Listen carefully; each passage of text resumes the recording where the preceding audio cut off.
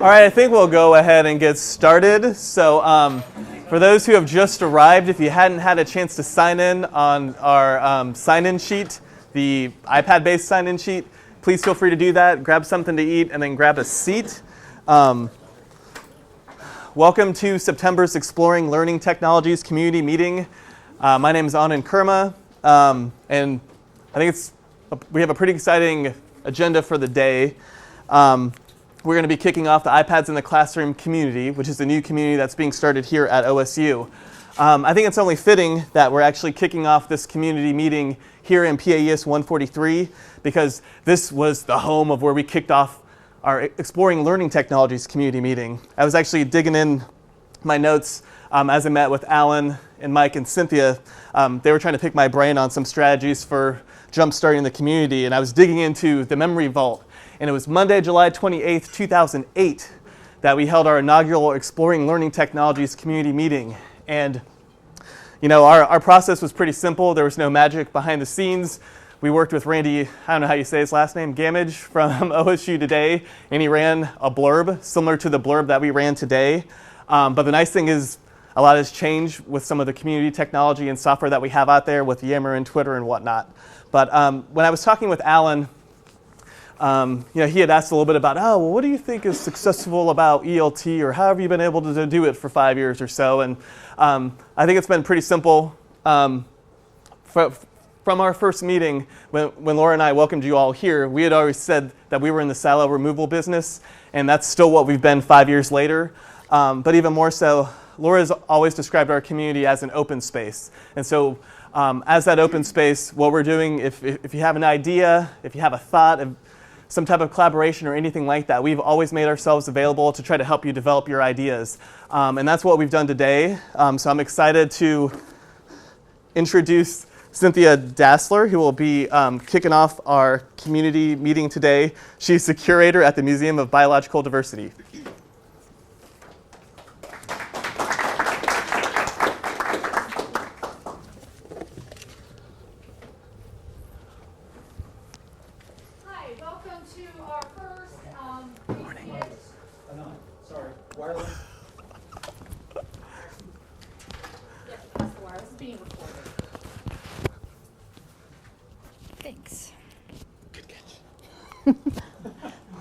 Okay, welcome to our first iPads in the Classrooms community. That's what the IPCC stands for. My job right now is to welcome you to our meeting here and hope that we see your faces again. And what I want to do is just introduce you to what we're going to be doing today. So I'm going to tell you a little bit about what you can expect from what we've got planned, at least for the iPads in the Classroom community and what we're going to talk about. First of all, Corey Tressler will be coming up to speak, and he will be speaking about the status of the iPads and digital technology at the University at Ohio State today, currently. And then we're going to start talking about the three different areas that we wanted to focus on for this iPad group, one of them being pedagogy and apps, the other being deployment, like how do you configure all of these multitude of iPads to run the same thing for your classroom. And then the last bit would be on communication. So the applications are in the pedagogy group. Tim Rodas is going to be talking to us about pedagogy, and he'll be talking a little bit about apps. You'll then see Mike Kaler up. He'll be talking about deploying, the different methods of deploying, or just a brief overview of it. And then Jacob Bain will come up and talk to you about communications. Communications being advertising the group to all of you, but also advertising the usability and what we can do with iPads as a community or in teaching. And this is hopefully an outreach to other faculty, other staff, other students to become involved in this community. And then he'll also be giving you all the follow us on places where you can find other information on our group. And with that, just overview about what we're going to do, I'm going to hand this over to Corey Tressler. He's going to be speaking to you on iPads at OSU. So I'm going to pass over this little thing.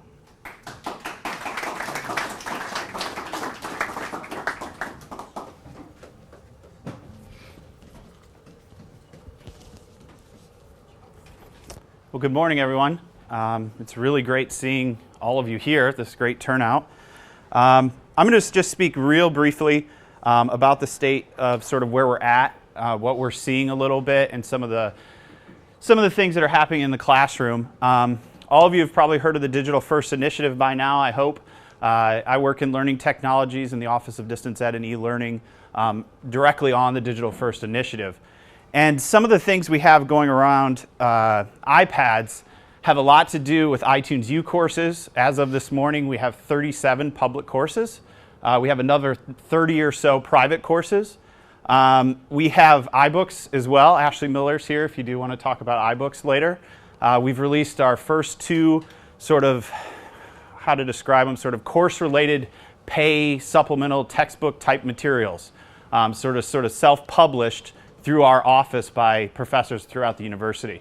There's a theater iBook, and then Nicole Kraft, which I don't think Nicole's here today, she wrote this really great book called Always Get the Name of the Dog, and it's on interviewing. Her course last week as well was #1 on iTunes U. So we have a lot of momentum around those sort of two things. The sort of why are we using things like iTunes U and exploring stuff like that? This is one of the big reasons why, is we're seeing that our students are bringing Apple devices and bringing them pretty massively. So this is a snapshot that was taken last April, and this is just sort of pulling out the data of just the mobile devices. So only smartphones and tablets. And as you can see, the lion's share is definitely going to iOS. Now this fluctuates obviously, and we've ran some data recently, so anywhere between 70 and 78% of our mobile traffic on OSU Wireless is iOS. So that tells us that our students are using that, and that's what they're bringing. The other part of data that's not represented in this graph that I thought was really remarkable is about 43% of our laptop traffic is Apple. That's 8 times higher than the industry standard. So we are seeing students at a higher adoption rate than what's happening sort of outside of the university, bringing in Apple devices. So that's why we've been sort of Apple-centric with some things. Also with iTunes U, there's really not a format, and I'm not going to use the word MOOC, there's really not a content delivery system sort of like it. It's available for free in 150 different countries. We see traffic, about 65% of our traffic coming from outside of the United States, with about 15% of our traffic coming from China alone. So we get a lot of reach with those type of tools. But again, one of the big whys goes back to this. We're seeing that our students, this is what they're bringing in technology-wise. So we need to sort of adapt a little bit, and that's what we were trying to do with Digital First with some of our initiatives. With that, we're going to move over to Tim.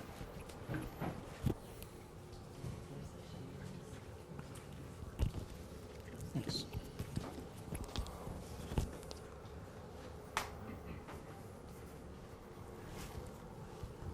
Look, Mom, no cords. Do not hang a cord on your iPad. Sorry, I just can't look at that connection lasting very long with that cable hanging off of that and jiggling. This is a combination of AirPlay and Air Server that you're seeing today. Air Server on the laptop, and the server and the laptop taking the Ethernet and beaming out a wireless access point, because we have security issues that prevent us from having Air Server in place in the classroom. That's part of pedagogy. How are we going to do this stuff? We need to do it, hope I'm not standing in the way of the light, in a new mode. So we need a new mode, and so what I'm talking about is teaching with tablets and apps. And of course, what's changing? Well, hardware, software, devices, apps, wireless security, there's another dozen items that are changing. Everything is changing. It's not settled down, and it won't settle down, because this other factor is weighing in on us. Students bring their technology. We used to debate whether we would require them at OSU to buy laptops. That decision was taken out of our hands. They bought laptops. They brought them to campus. They're bringing these smart devices. And the good thing is these devices are getting better all the time. You know, if you think back about what kind of laptop power did they have 10 years ago, 15 years ago, and now what do they have in a mobile device and all the apps? We are ready to get on board, but let's not be that sandcastle that gets washed away as having stuck with PowerPoint on the PC at the podium. And do that classic lecture stuff. It starts, though, good pedagogy starts with new learning goals. But with new learning goals, new possibilities start just dropping out of the sky. So if we can avoid the, I have to cover it all again, but now I have to do more work with mobile technology, I say, let's just write some new goals. Let's get some new goals, new assignments cooking here. But don't forget digital literacy. The idea, this isn't just a hardware class. This isn't just a, did you upgrade to iOS 7 and here's where you need to go to download it, and those kinds of more techie stuff that many academics would say that's not what my course is about. My course is about the history, the science, the whatever, of course, their discipline says their course needs to be about. What I'm saying is keep digital literacy in mind, a good one in terms of spelling out the various levels and the various skills are in the Open University from UK. Old school, new age. I say less paper, less textbooks, less Word documents, more wireless, more e-books, and more Evernote. This is an Evernote presentation. No PowerPoint, no Keynote, no bring your USB up to the podium so that we can stick it into the podium computer and then you can do your presentation. This was a shared notebook. Presenters were invited to join in on the notebook to add their own slides if they wanted to. And let's go beyond slideshows. Let's go into apps. There's an app for that, for good reason, because it does things differently now with a mobile device. There are so many businesses that have a custom app that doesn't even begin to approach what we teach back in school about how to control sound systems, where now you've got the whole sound control board right here in an app. And you want to control something, just do it right here on the app. That's what we need to teach. Presentations, websites, and student sharing during class. The idea of bring it up, Cynthia, right here from your desktop, from your chair. Show me your desktop. So that's a little bit about pedagogy. Obviously, it's a long topic. And what I'll do now is show some examples of how I've been using iPads in Horton Crop Science courses. So teaching with tablets and apps in H&CS. This screenshot, this is the Evernote app. It looks different. The software version looks different. The PC version is finally closer to the Mac version on the software download. The app for Android, I haven't done that one, but there is an app for Android. So Evernote is doing the heavy lifting in terms of making it available both for OS systems, laptop systems, as well as mobile systems. And then, of course, you have all the same content available to you. So what did I do? I purchased over a year ago in November 2011, 16 iPads Generation 2. And then this summer in August, I bought 10 more iPad minis. So now I have 26 for use in my classes. I used in HCS 560 winter 2012 class. Then that was converted to semesters last spring semester. And then this autumn in my ePortfolio class. Here's my iPad cart and charging station. This is a Pelican case. It's great for transporting from my office to my classroom. Obviously a power supply over here. And then we use Casper Suite for doing the mobile device management and doing the uploading as opposed to Apple Configurator. What I do is I lay them out in class, so a classroom not unlike this in terms of size. 26 iPads go out and there's 26 students in the class this term. On the back, I had taped a little name badge pocket, and I made a series of QR codes with their name And I use this for attendance. And so I taught them quickly about scanning QR codes and a FileMaker database. And so what we do then is scan that code and knows the name of the person, because we've got in FileMaker a unique code that is tied to what the QR interprets. And so this is the response from the database that they see the minute they've scanned that. And then I go in after class and I look at my FileMaker layout and I covered out their names. But you can see all these people coming in, 129, 128, 126, newest one first, all came from the same IP address. I came in for this demo shot 9:27 at night. So you can't really take your card home, not show up to class, scan the card, because I'll either catch you on the time or I'll catch you on the IP address. So, minor issue. I always had a website. I always did it outside of Carmen. In terms of the information, the class activities, the assignments, essentially just moving the class along. But now I've gone to Evernote. And so there's a Notes for Class open public notebook. And so you can do go.osu.edu and you can see my notes for class. And so all of the notes, all of the class activities, readings, assignments, syllabus, and class activities are in Notes for Class. That's my notebook. I share it with everyone in the class. So they're being updated through Notes for Class. In terms of content, if you're not familiar with Evernote, Evernote is so user-friendly as far as the variety of content items that can go in here. Normal text with graphics, HTML code. I love email forwarding. Think about all of the email we get now that is laid out, marked up, pictures, navigation, all the options available in email. Well, you just forward that to your Evernote account, and suddenly that then becomes a new content item for your keeping track of, for my own notes purposes, or for my class. So they're getting email forwarding. Web Clipper and Clearly. Clearly is a second browser plugin to Web Clipper, but it strips off all of the navigation, all of the company logo, all of the ad spaces, and it just leaves you with, here's that article, and that's a cleaner clip, if you would. This week was picture day. Anything that gets the students standing up, moving around, is a good class, rather than having them come in, sit down, and just park it for an hour. So they were standing, these two, I grabbed their pictures. Obviously, people are taking pictures in the background. That's good to see.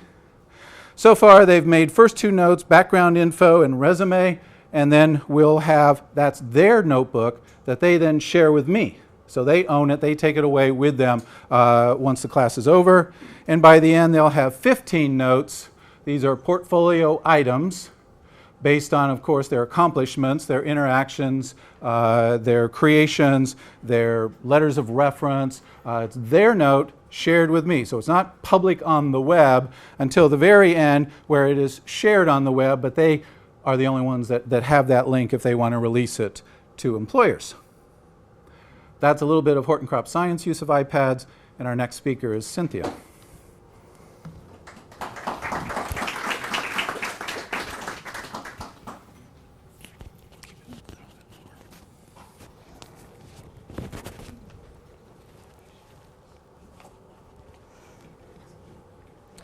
Okay, I'm going to talk to you about iPads that I use in my classroom. There are actually two classes. I'm from the Department of Evolution, Ecology, Organismal Biology, and I have two classes, Organismal Diversity and Ohio Plants. And both of them are lab classes, studio classes. Organismal Diversity is the primary class we bought the iPads for. It is a new semester formatted class into what we call a studio, meaning that there is no real lecture. It's all hands-on. It's all exploratory, and the students get to, this is biology, okay? So the students get to dissect the organisms, look at the organisms, make hypotheses about the organisms before we ever give any kind of a lecture. And so for me, it was natural to be bringing some kind of mobile technology into the classroom, one, to engage the students on their level. But for me, I wanted to use the iPads as a tool for collaboration. I wanted to be able to have the students put their material on the iPad, and then I envisioned in our classroom various screens around the room where we could project the findings from one iPad, another iPad, another iPad, another iPad, and then we could actually have a class discussion. When we first set up the studio, beginning of semesters, we were actually completely building the room from scratch. We had knocked out a wall between two classrooms. We have a real linear room. We were told that the room would be done the 1st of September. It wasn't. We didn't even have anything for projecting systems. We had bed sheets on the wall with old projectors, you know, all that kind of thing. So that's the way we ran for the first semester. But I had 15 iPads that I could use with my students, and I wanted to use them. So my initial idea of being able to share these iPads all around the room as a tool to engage the students as a whole class wasn't there at that point. I couldn't do that. So it was actually a good thing because it forced me to actually think about other activities that I could do with the iPad. And there's a lot you can do with the iPads beyond what I had originally envisioned.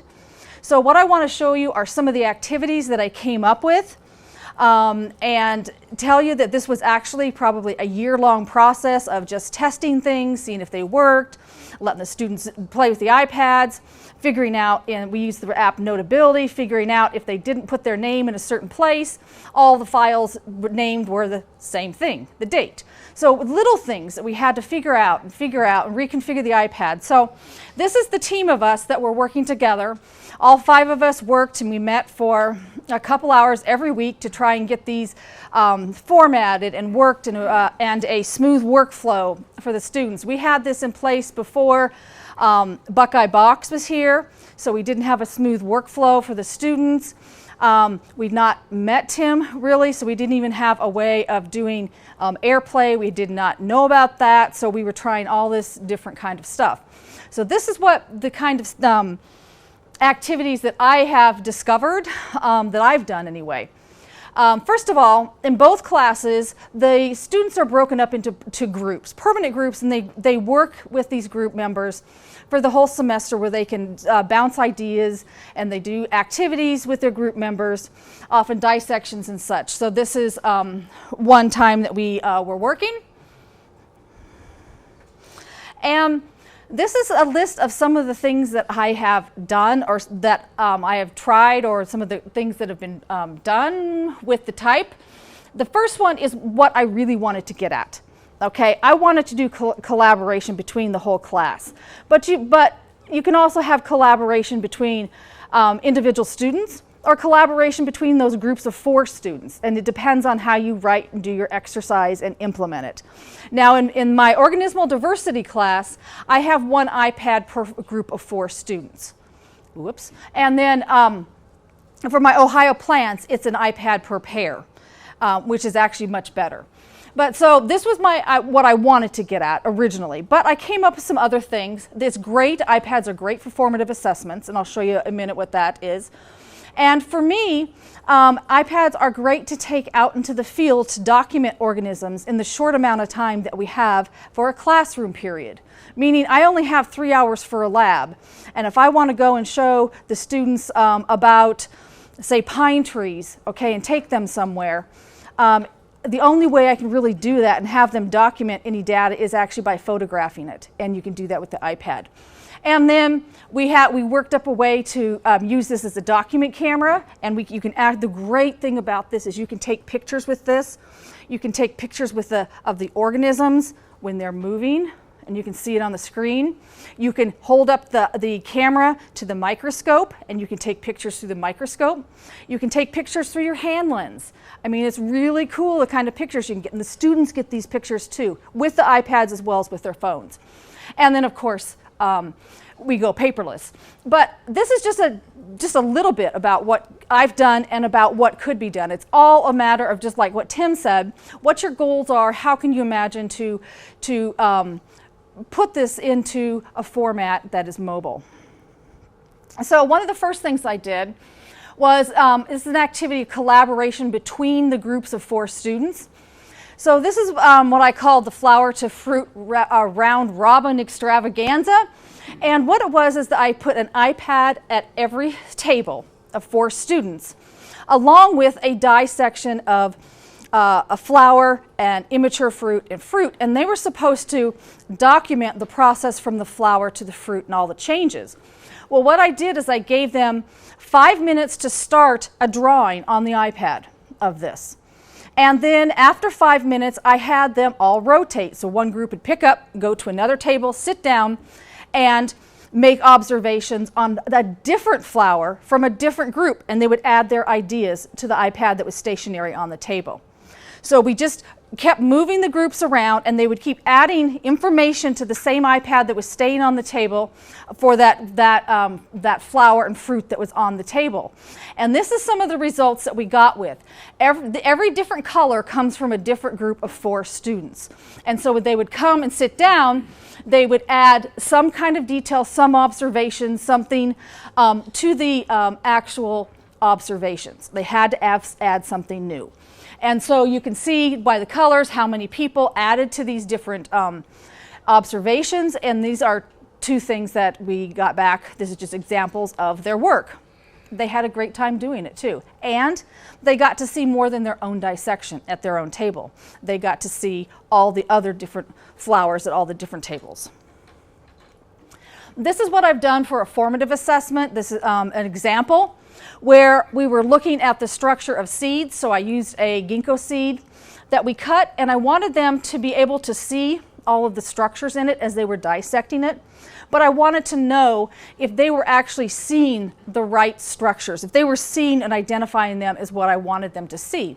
So after we were done with the activity, I asked them to take a photograph of their actual dissection and their drawing, and I wanted them to actually label exactly where they thought the parts were. Then I can go back and say, oh, they know where it is. They're seeing the right thing, or they're not seeing the right thing. We've done a lot of that. And then this is my favorite.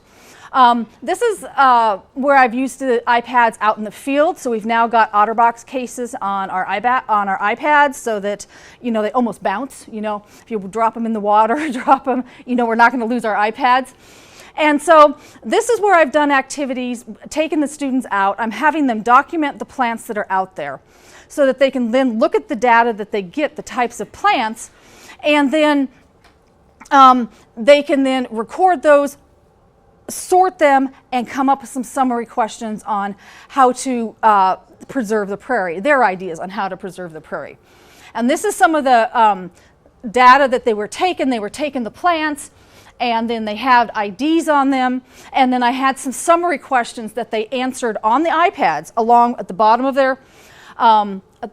of their activity. They answered those summary questions about how would we conserve this, how would we preserve this prairie, is there a lot of introduced stuff in here, is there a lot of native plants in here. I had them answer those questions on the iPad while they were standing in front of the prairie with their photographs in front of them. I could not have done that activity without the iPads, without that ability to document all that stuff and all those pictures. They couldn't have gone out there and drawn all that or done it by hand. And I've done other activities in the field that I've used these with. We use the app Notability to put a lot of the student data in. The students will take pictures in here. They can add captions to the pictures. They can type in here. They can draw in here. They can write in here. They can import documents. It's very versatile. This is the one we've chosen. And then once the students get an activity, we have now the workflow and process after a year now or more. We have the workflow and process where they take what they've created in Notability, drop it into a folder that we have in Buckeye Box, and then we come back, or the TAs come back and can pull all of those out of there. The other great thing is with Notability, they can take whatever they've created and they can just email it directly to themselves. So then they also have their document as well. This class, Organismal Diversity, I've also created an iTunes U course that is actually not public yet. It's still for classroom use only, and once we get some more iPads, I'm hoping that we can open it up for public. And I want to just say that it took us a lot of time in the workflow deployment kind of thing. And boy, Barb and Mike and Paul and Alan, boy, we couldn't have done it without them. I mean, I just had the ideas to teach with. I couldn't have done all this, and it took us a long time to do all this. And so we couldn't have done it as a team. So I'm going to move on next to the